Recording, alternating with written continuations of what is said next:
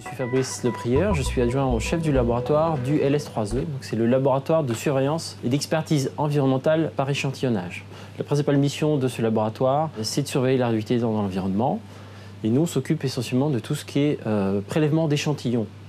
Donc on va s'appuyer sur un réseau de préleveurs internes, des gens de l'IRSN, qui vont aller partout en France prélever des échantillons.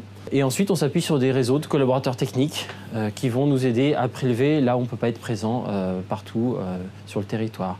Donc c'est à la fois une surveillance évidemment très dense autour des installations nucléaires, puisque notre métier, c'est d'abord de surveiller la radioactivité en routine autour des installations nucléaires. Donc on va surveiller le compartiment atmosphérique, aquatique, terrestre, la chaîne alimentaire. Et ensuite, on va s'intéresser à tout le territoire autour de ces centrales nucléaires, même s'il n'y a pas d'installation. Tout d'abord, il y a une stratégie d'échantillonnage qui est établie bien en amont. Donc tous les ans, globalement, on révise cette stratégie d'échantillonnage. Donc une fois que cette stratégie d'échantillonnage est bien fixée, voilà, on va organiser les missions de prélèvement. On va essayer d'étaler ça sur l'année le plus possible. Une fois que ces prélèvements sont réalisés sur le terrain, très vite, on les rapatrie sur le laboratoire ici, où on va les conserver, soit les traiter directement, soit les conserver en chambre froide. L'objectif, c'est qu'il n'y ait pas de dégradation de l'échantillon, voilà, qu'on puisse très rapidement traiter mécaniquement, physiquement ces échantillons, c'est-à-dire on va les nettoyer, les couper, les broyer, les sécher et les calciner à 400 degrés pour concentrer cette matière et les mettre dans des tout petits récipients pour les transmettre pour la mesure de radioactivité. Donc nous avons reçu deux échantillons, un échantillon de végétal et un échantillon de sol, que nous avons compté par un spectrométrie gamma.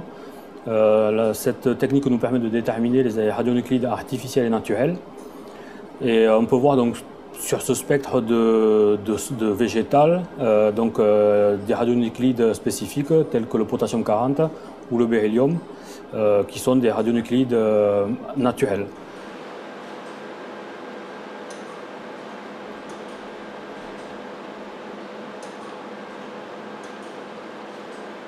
On prélève souvent de grosses quantités, donc on va par exemple pour les végétaux aquatiques prélever des fois plus de 10 kg de végétaux. Et on va comme ça sécher, concentrer la matière pour obtenir une toute petite boîte pour pouvoir essayer justement de baisser les limites de détection et trouver des traces de radioactivité artificielle qu'on a de plus en plus de mal à voir en routine dans l'environnement. Voilà.